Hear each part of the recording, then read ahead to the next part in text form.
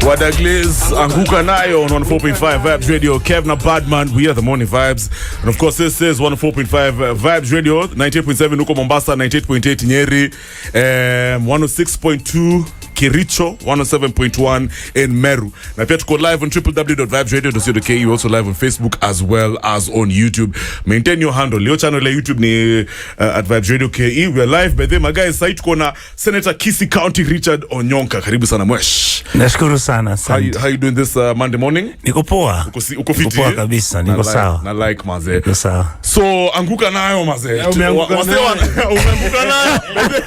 Mwesha ameanguka nayo maze. What? You know they say yo track Anguka Nayo ndo sasa the anthem ya Gen Z. Yeah, ni season ya revolution. Hata lile kutoka states ya kina superstars walikuwa wanacheza nayo. Anguka nayo. Hadi nilicheki Paris Olympics. Kenyan team walikuwa naanguka nayo Yeah. And so yes. Kenyans are excited. Unajuanga kitu ina happening hii Kenya whenever there's a massive conversation. Yes. Takes over. Yes. Hadi watu wa diaspora wanaanguka nayo nini. But ukicheki vile ODM wanacheza game yao. Let's talk about the opposition in itself. Yes. Specifically ODM. Wamesema itabidi gava sasa imeanguka na chairman of ODM, vice chair, you know, all those guys Kinambadi. What are your thoughts by there about individuals from ODM working with the government at a point when tunajua vizuri ile handshake ili happen kati ya Rao na Uhunye haikuwa popular. People were really against it. Yes. Now guys are saying nini manze. This was not part of the plan. So yes. What's your assessment? Okay, kwanza ningependa kusema thank you for allowing me to be here. Nice. It's an opportunity that doesn't come easily. As a politician, mimi nimekuwa nikiangalia our politics for a long time. Yeah. And fikira zangu ni kuwa wakati huu wakati tulienda parliamentary group meeting alafu tukaenda maseneta na wale wabunge wengine ambao ni wa ODM, tulika na party leader. Kulikuwa na wale ambao walikuwa nasema kazi yetu sisi ni wanasiasa na sisi kitu tunataka ni power. There's no apology to make if we can decide to join the government of the day and move on. There was another group which was saying, please don't do that. Where we've reached, mahali tumefika, hata ukisikiza wa Kenya vile wanazungumza na kina majenzi na kila mtu wanasema we want the government to fix itself. Yeah. We want the government to change the system. We want a government that is going to be more inclusive, yes. But President William Ruto doesn't have to get people from ODM to put them in his government. He can look for people from the ODM areas who may even be ODM members but not politicians. Yeah. Oh, okay. So that we as politicians tunabaki nje tukiangalia vile jamaa wanakula mkate ndani. Tunafanya oversight. Ndio tunamuelezea aise bwana kuna makosa hapo. Aise bwana unadanganya hapo. Unaona juzi nilikuwa nasema hivi. Are you with me? Correct. How am I going to criticize John Badi if he's the Minister for Finance? And kama vile umeona leo kuna scandal mahali Ministry of Finance wametoa duty free kumpatia jamaa ambaye alikuwa waziri. Alright, he's one of the guys ambaye amefutwa kazi. Nimeamua nisitaji jina lake hapa kwa sababu you might be sued. Okay. Jamaa alivutwa kazi juzi, shilingi bilioni 2.5 alipatiwa duty free, ameleta mapikipiki akauza.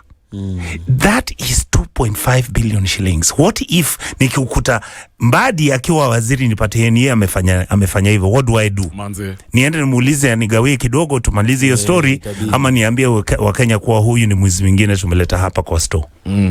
Shida yangu ndio hiyo. So wengine wetu tulimwelezea mzee Raila tukamwambia tafadhali kabla haujatengeza serikali yako na ndugu yako rafiki yako William Ruto, tungependa waangalie yale masuala nyeti, matakwa ya wananchi, matakwa ya Gen Z, matakwa ya kila kitu. Vile tunaweza kubadilisha nchi yetu iwe nchi ambayo inaongoza kwa kiuhaki, nchi ambayo kila mtu anaangalia sheria, nchi ambayo where everybody is responsible for their actions. Lakini unajua kwa ground, lugha ya ground, the common man out there, Mkenya tu wa kawaida na chiki stuff anasema hii ni handshake. Sio walienda huko hivyo outer the blessings of Raila Amolo Odinga, the right honorable. Yes. Is that true? Hata nilicheki Opiyo Wandayi was in Karen. Yes. Alikuwa na mama pale. I mean, sisi tukicheki kitu from a different angle, tunajua come on. Ase walipewa heads up na Rao akambanyaje nyendeni, I've given you guys the go ahead, mko tu sawa. But Sifuna alikuwa anasema that is not the official position of the party. Yes. So what's the way for even me, I assume that's not an official position of the party. Whether the president picked those individuals akapeleka pale, akaambia join my government without the party leader knowing or not, my position is very simple. Me, I will not work for government. I'm an opposition senator. I will continue raising the issues that are outstanding. I know our country is fixed. We are in a mess. It is broken. We are treating people who are vulnerable, the poor kids. Look at the people in. I don't want to talk about Kibera. Look at what we've done to this country. Look at Nairobi. Floods come. You remove people from these settlements, and then you tell them, no, we are not taking you anywhere to put you there. Get out of here. Jipange. Then you say you are then going to take money and you are going to give these people who've been moved out of mahali walikuwa nakaa. Guess what happens? I can swear to you. Kuwa zile pesa zilichangwa, watu waka share, hiyo story ikaishia hapo. That is my country. How can I be proud of it? The other day you saw the Olympic team is going to run in France and then they have got fake uniforms. What is wrong with us? Isn't this of it to me uliza shida hao jamani nini? So what does this mean for ODM? What does it mean to all of us? For me as ODM, how are you going? Unless you have an MOU with the president where you are discussing electoral justice, where you are discussing free education, where you are dealing with what to do with the youths, which the youths themselves can tell you. Already washakwambia. Where you talk about fairness and equity, where you talk about tutoe pesa kwa Nairobi, the 85% of revenue tuna collect yote inabaki Nairobi, 15% ina mashinani. Watu wote maskini wanatoka mashinani wanakuja Nairobi because they think everything is here. Policies ambazo serikali inaleta, tutaanza industrial park, tutajenga manyumba ya watu maskini. There's nothing. So is this a handshake or what? So I'm saying, I don't know. It's confusing. Mimi kama mzee amesign agreement na President William Ruto, mimi nitasema hayo ni yake. Me, I'm not involved. Because they have not dealt with the issues I'm raising. Correct. We are raising. They have not dealt with the issues of corruption. Gen Zs have been dying, Mheshimiwa. Yes, we have got kids who have just been killed. These kids got killed. I have asked Raila, I've asked William Ruto to make sure that we bury these children, we compensate them so that the country can heal. Then what do? You just walk in there and say, no, what are we going to do? Hii deal tutachapa. So unapata wananchi wanaanza kuuliza, mzee alipewa kakitu ama ni aje? So it's true watu wakisema ODM, there's some members of ODM who've been preying on the blood of Gen Zs for their own selfish interests. Is that what you're telling us? What I am saying is that ODM as a party did not take a position whether we are joining government or not. So we were not given an opportunity to express and say, for you to join government, correct, these are the things we want you to do. Ukishazimaliza, now talk to me about forming a coalition government. But I'm going to set up coalition government to discuss what with the president. Number two, there's a brilliant question Sifuna asked. If this man who is the president of the Republic of Kenya, His Excellency William Ruto, decides after 1 month to fire all the people he got from ODM, is ODM coming back to tell me to go to the streets because they have been mistreated by Ruto? Why can't you sign a clever deal than this in one? fact watu wengi wana feel hata ODM ina like democracy. Yes. Kwa sababu ya kitu moja. Yes. Tuliona just the other day wale akina Jalas wameenda kusalamia president, kumsalamia.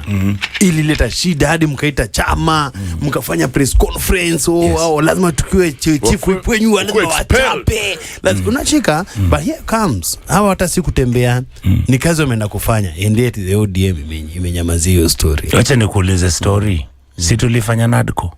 Yeah. NADCO silikuwa inasema nini? One of the issues that any MP who has been elected should stay within his party until the period of 5 years is over. We were going to adopt that kama sheria. Sasa nauliza, sasa mliamkaje mkaenda ku join opposition na mlikuwa na NADCO? Kwa hivyo kuna miscommunication pia kwa ODM. Yeah. And what I am saying, wakati nimeenda kwa parliamentary group meeting, I said the party leader has the freedom to negotiate na President William Ruto on how we can change the direction of the country. Nilikuwa nafikiria angeenda mwambie Your Excellency, asante kwa kunikaribisha hapa Ikulu. Ningependa kusema kuwa kuna mambo karibu 10 ambayo Wakenya wanahitaji turekebishe. Nusu ya hayo mambo ndio mambo haya vijana wa Gen Z wanaulizia. So tuanzie na hii. Tuende na hii. Tena tupatie timelines. Are we doing that in the next 6 months? Are we doing that in the next 1 year? Kama hautafanya, then we will not agree to work with you. And by the way, Mr. President, I am not going to bring you any elected leaders. I'll bring you young, bright, untainted, intelligent, young people. They can be trained. When I was appointed, wakati nilikuwa Mzee Kibaki alini appoint kama assistant minister. Kwani nilikuwa najua how minister ni nini? 3 months, sharp like hell. Walinia kwa class, wananiambia these are the issues. If it is Ethiopia, this is what we have. If it is Congo, I became an expert. So he could pick young, brilliant, intelligent kids whom you see on TV every day. And they'll be government ministers. Mheshimiwa, tuko hapa hivi manze. So maandamano imekuwa go down. In fact, people are talking about the mother of all maandamano is going to happen on the 8th of August allegedly. Yes. Tulikuwa hapa hivi last week na member of parliament Homa Bay town. Yes. Kaluma. Na alikuwa anasema, Kev, there's a moments in time. We are so happy finally sasa kutakuwa na peace and joy. Do you think now that tumeona members of ODM wamekuwa nominated kwa hiyo position ya CS, apparently sasa energy ta tone down, ati sasa sisi tutatulia? Is that what you're seeing happening huko mbele? Ama sasa itaribu kila kitu? I will tell you this. Kaluma is one of the guys I really love. He's been my friend. We've been in parliament for him as long as naweza kukumbuka. But Kaluma makes me believe that for him, power is everything. For me, power is not everything. All right? Money is not what makes some of us feel like now we are important. Because you remember Bob Marley used to say wisdom is better than silver and gold. Correct. I mean, the reality we have right now, tuna nchi ambayo imesambaratika kifedha, kiuchumi na kwa mawazo. Tuna nchi ambayo hatuna mikakati na mipango ya kusimamisha ufisadi. You can see today there's a scandal. 2.6 billion was given duty-free facilities, as I said, a company which imported bikes. How I wish those bikes were actually going to be given to border riders with no duty. Then I would understand. It was a good move. But these are baninis pikipiki wanauza wanakula pesa. Uliona the other time scandal about oil, nothing happened. We have had scandals about fertilizer, nothing happens. So shida ninayoona kwa nchi yetu, and this is why I keep saying, Mimi, I'm not here to try and pontificate how clean I am and how no, I don't even have the solutions. What I'm saying, the damn thing is broken. Wow. People are stealing money from national kitty. People are taking the money that is supposed to educate poor kids and they're eating it. Governors are eating money the same way the national government is eating. We are tenders are being given between friends, family, wives and parents and everybody. We are taking the national resources as if it's a commercial bank where the people who are strongest na wale wana nguvu kabisa ndio wanaenda wanapora mali wanaenda nayo wakiacha kile mtu akiangalia kutoka kwa dirisha. What I'm saying is the Gen Zs were able to identify what the issues are. Yes. I raised this 2 years ago, a year and a half ago, when I said, how can you as a country, you advertise for 200 jobs, and outside KICC, you have 2,000, 3,000, 4,000 people fighting over this job. Well, what do clever people do? You sit down and come with interventions. What happened? I remember when we were ODM, we were talking about our manifesto. We said we'll be giving youths 6,000 shillings a month.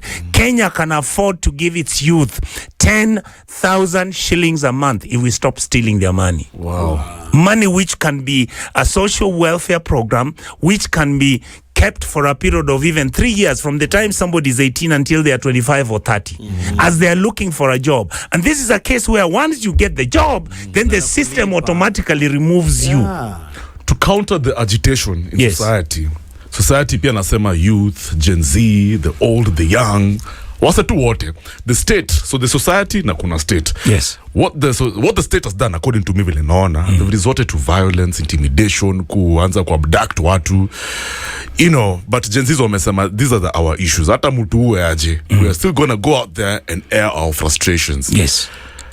Hii strategy yenye serikali inatumia, does it ever work in this modern day? We'll because watu wana lost. But at the same time kuna watu wanasema kuna venye sasa unacheki Gen Z's are intimidated. Hata ukiangalia kwa ground maandamano inaanza kurudi chini. Is that a workable strategy to intimidate guys? Nini watu are lost? Ama Gava should maybe look at this thing differently, You see, I can tell you the truth. If I was the president ya Kenya leo, kama nilikuwa mheshimiwa William Ruto, I would be sitting today and talking to people in closed door meetings where young people, nakumbuka hii mkutano ilikuwa jana nayo huko kwa TV. Hiyo ni PR. Si angeniita niende huko akisema ati haja uza airport, nimuulize nimwambie si unipe documents. Wacha kuniambia hujauza. Nani alikuuliza hilo swali Mr. President? Wachana EACC na DCI wafanye investigations. Mimi mwenyewe nimeuliza swali kule bungeni, si uache kamati ambayo inahusika na mambo ya airport wakuje waniambie kama wao washapata documents kutoka any government department from KAA or anybody else. Mambo tunayosema ni kuwa hatutaki rais ajishughulishe na maneno ya PR. Mimi nataka rais akisema nimesema children who are killed, we are going to give them a befitting funeral. If you see right now everywhere, those children are being buried like dogs. Why he doesn't have the empathy, I don't know. Number two, the issues that youths are raising, you are telling us, Mr. President, and I've always said, I have utmost respect for William Ruto. Because for him to be where he is, he understood the system that it was so broken. Exactly. William Ruto is a consequence of this broken system. Unless we agree we are going to fix the electoral malpractices, unless we are going to have a fair environment where young people do business, young people do their thing within the law, young people live their lives, young people go to school fairly, young people share state resources. When a young person goes to the hospital, why are we having a problem that NSSF couldn't work, so we have brought something else called SHIF, and then that SHIF, there's a calculation you have to do. Which calculation? Pause. Tell me you are going to pay 500 shillings a month. Tell me if you come as a patient to a public hospital, you will be treated up to the tune of 200,000. Ikizidisha hapo, now you can go for a better program. Isn't that simple and clear? Now the reason why they are talking about SHIF instead of NHIF, who collapsed NHIF? It is the political class and the rich people of this country who are stealing money from NHIF by creating fake and briefcase hospitals where money is cleared from. I hope you guys are getting what I'm saying. Where all the hospitals and clinics which were set up, which are supposed to be members of the NHIF family, it is the wealthy of this country who are siphoning off the money that is being paid for quote-unquote numbers of quote-unquote patients that don't exist. So guys have collected billions and billions. That system is dead. Why do they want to change that system? They are bringing a new financial platform like what is this thing called what? E-teams. These not e-teams. There's an something. There's a payment system which the government uses. E-citizen. E-citizen. Yeah. They are going to make shift to be like e-citizen, where you don't know who the owner is, where the money is going, whether the money comes from NHIF or it doesn't. So it is money. This country of ours is a place where individuals are just sharing the cake and the loot. And many people are not willing to say that because they think society will judge them or they will be affected or harmed or everything. And some of us are saying, mimi nimezeeka hata mkiniua hakuna kitu. Watoto wangu wako na ni wengi. What do you think inspired the president to recycle some of those individuals he dismissed? He's under blackmail. What do you mean? Those are people he did deals with. He can't get rid of them. Okay. What? They will say, didn't you see after they were fired what some of them were talking about? Correct. Kama ni kumwaga nini, tutamwaga. Kama ni unga imezidi unga, tutamwaga. Walikuwa wanamwaga nini? Kweli. Na zile jina zenye I guess ODM quote wali forward zikwe kwa hiyo cabinet list. Are these the best guys ODM had to come up with? That's a very unfair question because both of them are my friends and I don't want to judge them. No, the point to me, the point I would have emphasized on if somebody had asked my opinion, and my opinion doesn't matter, I would have told whoever, whether it was President Ruto who was giving these kids, who was employing these members of the National Assembly and this whatever, and I would have explained to him very simply, listen to the ground. We know these young people have an agenda. Accommodate them. He could have brought one young girl and one young man. All right? No, not kunyamazisha. Make sure he makes a commitment so that those kids either those young men participate in governance so that they understand if there are challenges, their solutions might be better than our solutions. But what they fear, what this system fears is that if you're going to bring strangers to go into the cabinet, they are going to see how you steal. Yeah, they'll know.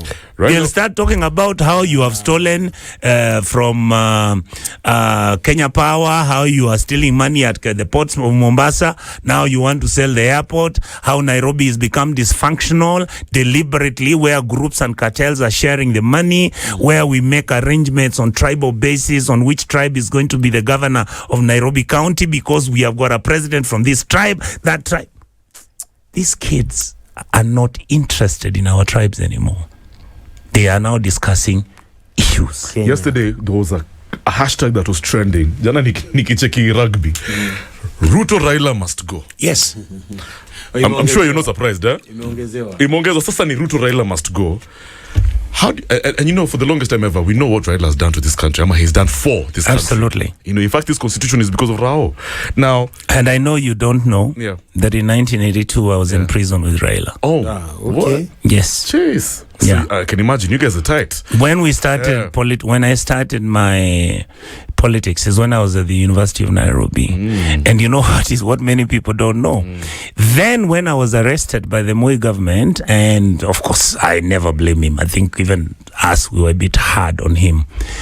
The reality is that my father was a minister in his government. So when my father asked me, what is this you're doing? I said, you manage your government, me, I want a new one. Imagine I'm telling my father. And you were I was the Gen Z. I was 20. Exactly. I was 20. Exactly. We were telling Moi must go. When I was 20, what these kids have done is what we did and gave up. Fast forward. And that's why I'm telling them, don't give up.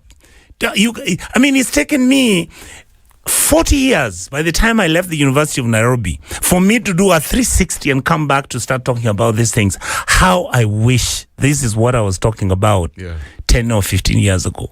But the reality again is nobody would have listened to me. That's interesting. Fast forward, we're in 2024 now. Yes. You're bouncing off that hashtag I was telling you. How do you think history will judge Raila? Regardless of the things he's done for us. Yes. We can't take that away from him. Especially with this era of this really it's true. youth. It's my understanding is that Mzee Raila might have made this decision, and I've seen many of the comments that many of his friends and people who believe in him.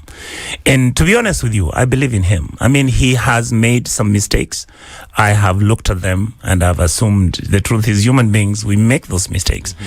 But the reality of it is that I am now beginning to question whether if he had become president, would we have been able to fight effectively What?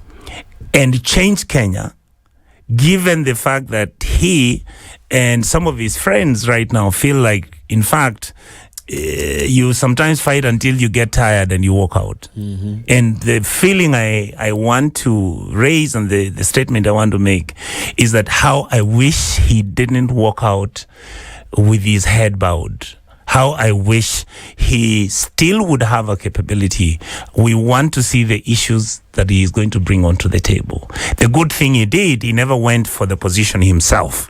Okay. The argument that is because he's going to AU is nonsensical. He could have been appointed a minister and still go to AU. You see, there was no mutual exclusivity that if you are now running as the AU chair, then you cannot be a Kenyan minister. No, the truth is, I hope Raila knows that these children are his grandchildren. True. And I hope if he understood the African context, these children who are his grandchildren have seen him having 3 or 4 neighbors whom he has been talking about a land dispute to say, this thing mnaharibu hapa, tafadhali mimi ni mzee, mpeleke kitu pole pole. He moves. Anasema the other leader, Uhuru, this thing, you can do it better, please.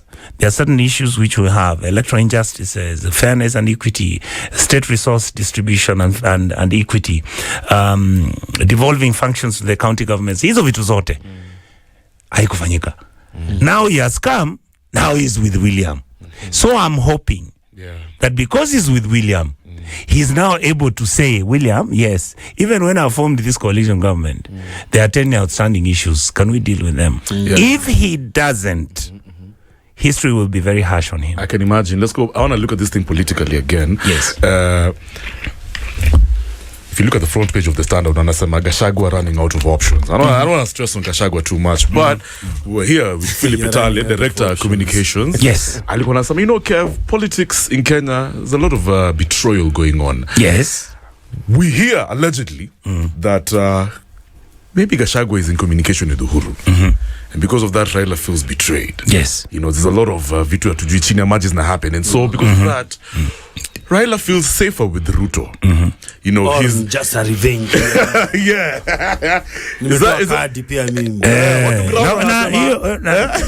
Wacha niseme hivi. Proceed. Hili jambo la naibu wa rais, kwanza, go back to your history. 1963 up to 1978, Mzee Kenyatta died. How many vice presidents disagreed with him? 2. Jaramogi and Murumbi. Come to Moi. Moi took over power. Give him his 23 years. How many vice presidents did he have? About 3. All of them disagreed with him. In fact, there was a time attack on a vice president. Thank you. Now move over to UK. Did Ruto take, President Ruto, did he take 2 months, 2 years to be saying how Uhuru is basically ABCD? No. Same issue. We finish with Uhuru, 10 years, where Ruto is guns blazing about how this government is a bottoms-up thing. This is how the rich have been shafting Kenyans. And in fact, because of this rigged system, I will change this system and make sure that we bring good governance. And by the way, Hama Bwenyenye, they're the ones who are eating everything. Who was he with? Gachagua?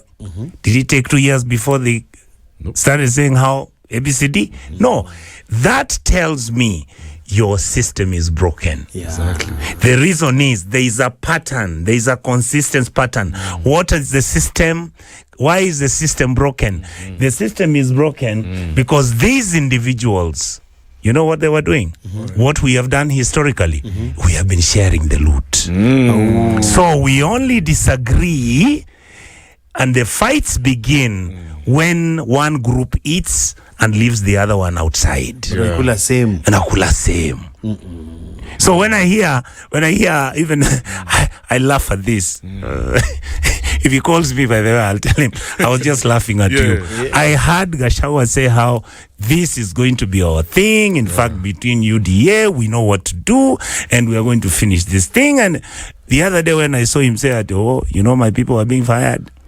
And my people are not able to access these things. What things are they supposed to be accessing? It's a loot. Exactly. Walifungiwa makampuni zote, NSSF, National Cereals, Nini, money for building schools, who's being given to do TVETs, 50 million every MP, Nini, all that largesse, ikatoka ikaenda side moja. Hiyo ndio vita sasa iko. It has nothing to do with policy. So wanapiga ukipiga kelele sana wanakupiga. Thank you. And that is why I'm saying the system is so broken unless adults, and the young men who are bright and intelligent begin to look at what can we change so that hii system yetu ikuwe fair. Hii system yetu ukiwa mgonjwa unaenda hospitali kwa hospitali ya serikali na hakuna aibu na madawa ziko na daktari yuko. Mtoto wako akimaliza shule asome for free. Why? Pesa tunazo. Imagine we are spending 70 billion shillings to give away bursaries. That's ridiculous. Bursaries which are being eaten by members of parliament, MCA, governors, and everybody. And they know that is the case. And then we have children of poor people who are in the villages who are unable to move from a home, and they are 7. Only one of them has managed to go to university. That's ridiculous. Mheshimiwa, we're about to wrap up. That is the Senator Kisii County, Bwana Onyonka. Now, Gen Z's are listening to you. Unajua hii issue yetu mavijana wengi. They also call me son of Teresia. My mom is called Teresa. As a seasoned politician, yes, you've seen a pattern. Yes, you've been a Gen Z once, and ulikuwa at the forefront of this fight. Absolutely. What is your rallying call to Kenyan youth? Demand that there is. Are you there? Yeah, very briefly. You have less than a minute. Thank you. The youth have to demand that you are going to change the financials, that you are going to stop the corruption. Don't keep your eye off the ball. Don't be disappointed completely. Don't be ashamed. This is the greatest thing you've ever done. The whole of Africa talks about how Kenyan youth are changing. Maintain your sobriety. Don't be violent. Don't attack people's buildings. The greatest leaders of the world, Mahatma Gandhi and Martin Luther King, plus others that I can't mention, they conducted civic education peacefully, even when they were being beaten by batons and being beaten by dogs and all that. You can see what Martin Luther King did in America. Look at what Mahatma Gandhi did in India. Look at what Nehru did. So this is your journey. Run through it. I wish them all the best and let them fight for the goodness and the beauty of our country, which is one of the greatest countries of the world. Asante sana, Senator Kisii County. Onyonka imekuwa real. My guys, it's 9 a.m. We'll be back in a bit. Don't move, eh? Yeah.